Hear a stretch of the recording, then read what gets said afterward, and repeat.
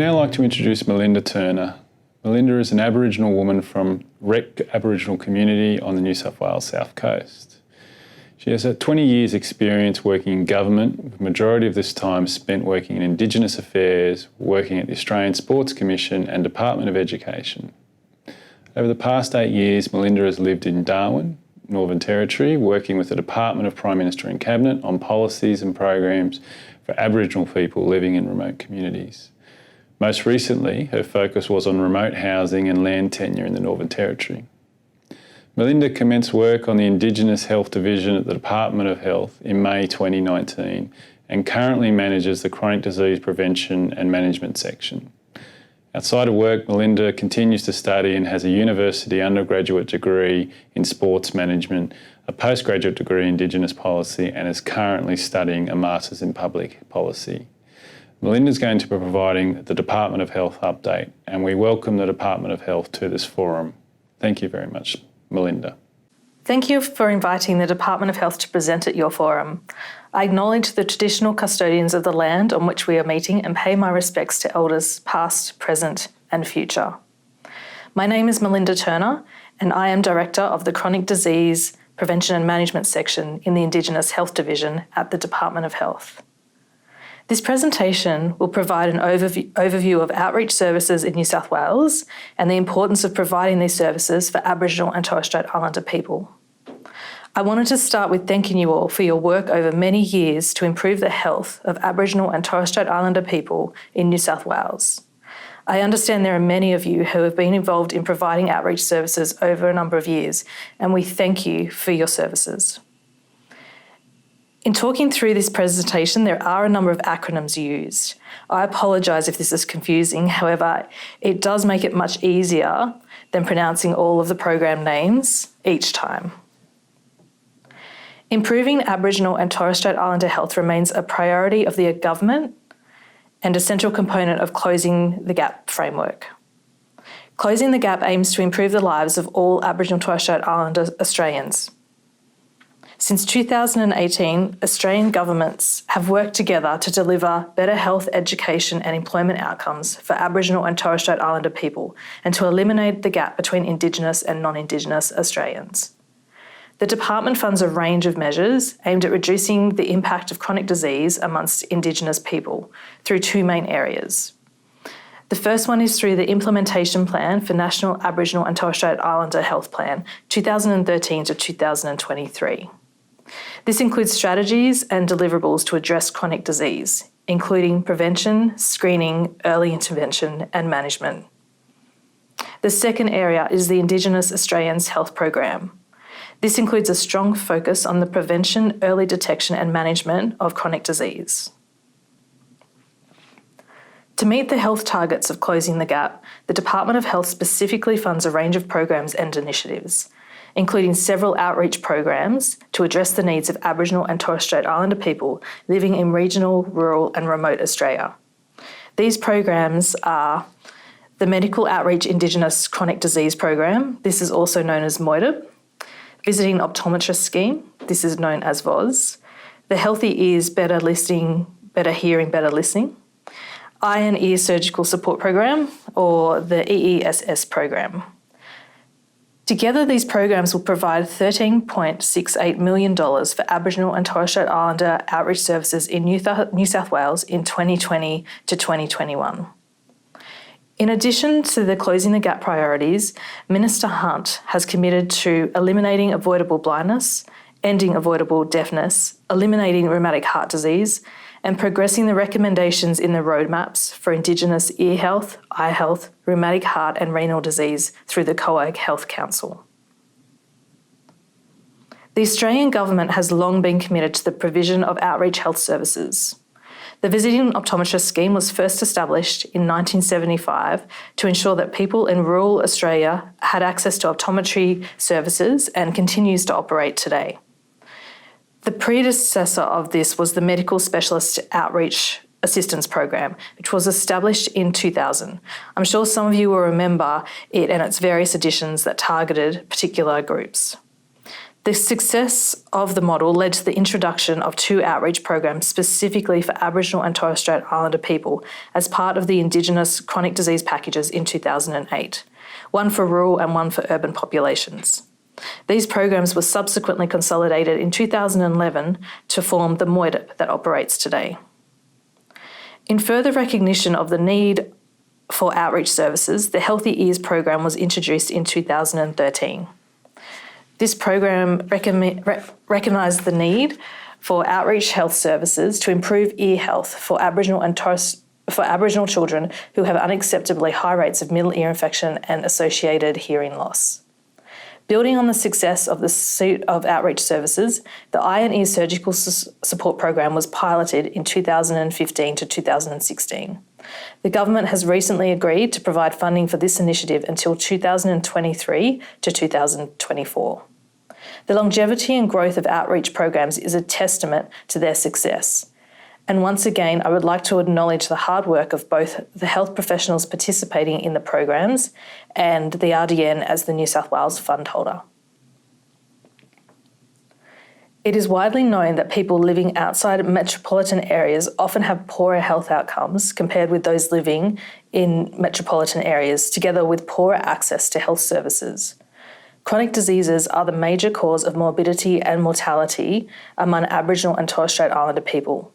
Increasing access to services improves management, delays the progression of the disease, reduces burden on the health system, and improves quality of life. Preventative services can also be provided. Health outreach programs play a critical role in improving and extending the reach of healthcare by improving access to healthcare in areas outside metropolitan and inner regional areas. For this to work, we rely on many of you participating today to commit to providing these regular visiting services. Not only do patients benefit from the health services provided on the day, but ongoing relationships between visiting and local health professionals strengthen the overall capacity to care for patients between outreach visits. Access to services is increased by removing the financial disincentives incurred by health professionals providing outreach, for example, by providing funding for travel, meals and accommodation for those health professionals. The suite of outreach programs assists to achieve the Australian Government priorities for Aboriginal and Torres Strait Islander people mentioned before. I am pleased to confirm that the Australian Government has recently committed to ongoing funding for the MOIDP VOS and EESS programs. Funding has been provided for the 4-year period 2020 to 21 to 2023-24. This includes an increase in funding for VOS from recent years to assist with meeting a key priority of the Minister in ending avoidable blindness in Aboriginal and Torres Strait Islander people. A further 2 years of funding is currently available for the Healthy Ears program, and the government will be asked to renew this funding commencing in 2022-23. The Department of Health funds New South Wales RDN to administer the delivery of outreach services to regional and remote Aboriginal communities in New South Wales and the ACT. The MOIDP is funded to help improve access to health services for Aboriginal and Torres Strait Islander people living with chronic disease. The MOIDP is delivered in parallel with and supplements activities under the ROF. The ROF is a whole of population program. It's not Indigenous specific, aimed at improving access to medical specialists, general practitioners and allied and other health providers in regional, rural and remote areas of Australia. The MOIDP improves access to culturally competent clinical services by addressing a range of financial disincentives experienced by health professionals when providing outreach services for people in rural, remote and some urban areas in Australia. It also supports a wide range of health services, including those provided by medical specialists, general practice, Aboriginal health workers, allied health workers and other health professionals. The VOS contributes significantly to detecting eye disease and ensuring appropriate referral for treatment and ongoing management. The objectives of the VOS are to increase the availability of optometry services in areas of identified need, improve the coordination and integration of those eye health services and the quality of ongoing patient care, and enhance communication between visiting optometrists, local health providers and other visiting health professionals. The Healthy Ears Better Hearing, Better Listening program improves the access of Aboriginal and Torres Strait Islander children and youth to ear health services provided by health professionals such as GPs, nurses, medical specialists, speech pathologists and audiologists through targeted outreach services. The Ear and Eye Surgical Support Program expedites access to surgical interventions for Aboriginal and Torres Strait Islander people who have been diagnosed with ear conditions and are waiting for surgery. The program prioritises patients living in rural and remote locations, and services are delivered as close to the patient's home as possible. The Department of Health is also providing $200,000 in 2020 to 2021 to New South Wales RDN for the coordination of Indigenous eye health services. The eye health coordination activity enhances eye care coordination and improves the patient journey from initial consultation to treatment, referral and continuality of care. This activity is delivering more effective arrangements at the local and regional level for patients needing eye health services.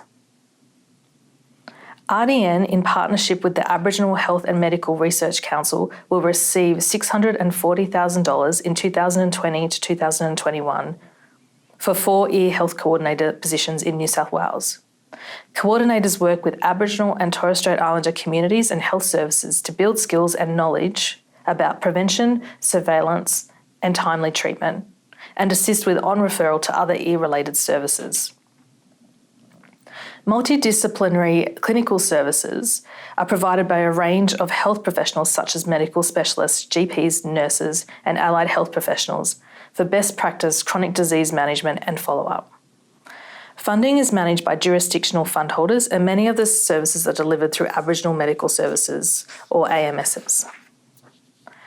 AMSs and Aboriginal community-controlled health services are invited to take a role in decision-making regarding the type and method of outreach services delivered in their communities as part of co-commissioning and co-design of services.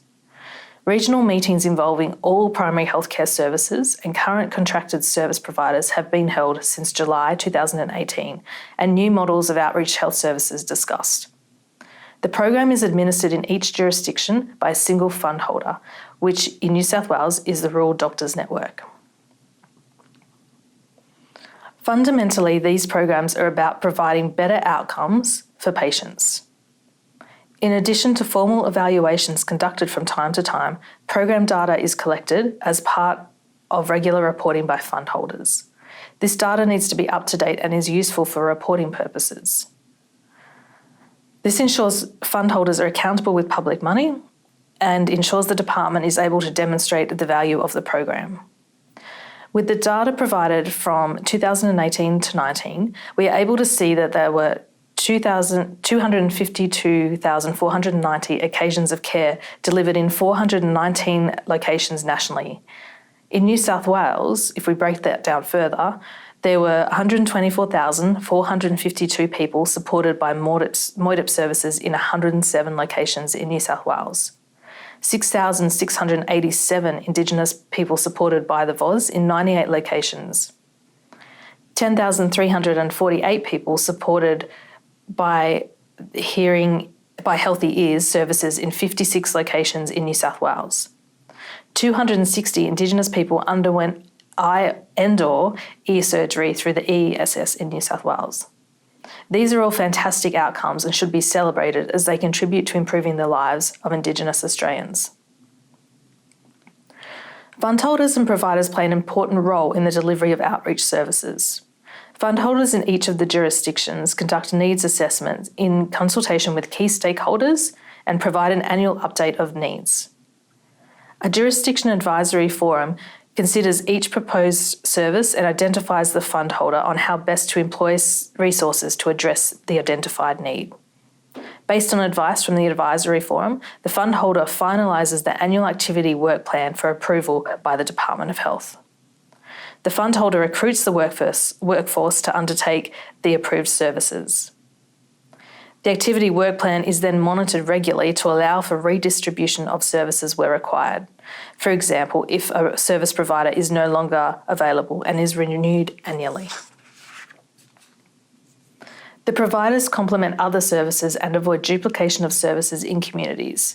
For example, making sure programs link in with the local primary health network programs. Providers work with the communities on the type of services to be delivered and coordinate the scheduling of visits with communities and when the provider is able to travel. It is important that communities feel that you're doing things with them, not to them. The providers develop relationships with other local providers, and this is also important for the fund holders. Providers also upskill the local workforce to assist with the ongoing delivery of services. Evaluation of government-funded programs is important. We need to learn what works, what doesn't, and adapt as required. Past evaluations of our outreach programs have led to improvements in all of our programs. Programs should not be set and then forgotten about. There is a need to continually evaluate them to ensure the community is receiving what is needed. The department will conduct a combined evaluation of outreach programs over the next few years. In relation to the current situation with COVID-19, we know this is likely to impact services delivery for some time. We completely understand that activities were not able to go ahead as planned, which has had an impact on the delivery of these programs and services to communities. The department will work through arrangements with fund holders to ensure the continued delivery of programs and that the funding provided for these essential services are not lost. Thank you for listening to this presentation. Please contact the New South Wales RDN if you require any further information on outreach programs for Aboriginal and Torres Strait Islander people.